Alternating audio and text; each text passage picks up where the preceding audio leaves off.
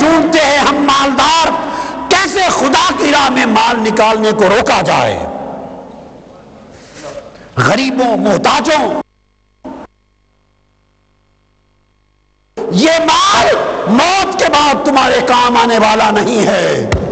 یہ اژدہا بنا کر تمہارے گلے میں ڈالا جائے گا, قبر میں ڈسے گا اور کہے گا میں تمہارا مال ہوں جس کو تو جمع کر کر کے رکھتا تھا. تو دوزخ والے کہیں گے کہ نماز نہیں پڑھتے تھے اس لیے دوزخ میں آپ پہنچے. وہ پوچھیں گے اور سبب, کہتے ہیں وَلَمْ نَكُ نُطْعِمُ الْمِسْكِينَ, غریب بھوکے مر رہے تھے, ہم ان کے کھانے کا بندوبست نہیں کرتے تھے اپنے مال سے, اس لیے دوزخ میں آپ پہنچے. گنتے آئیں 2.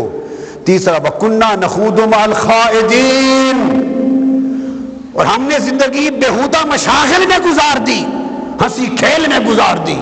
ہمارے دوست یار سب ہنسی کھیل کرنے والے تھے, گپ شپ کرنے والے تھے, ہم بھی گپیں لگاتے مشاغل کرتے, اسی میں زندگی گزر گئی اور آنکھ بند ہو گئی.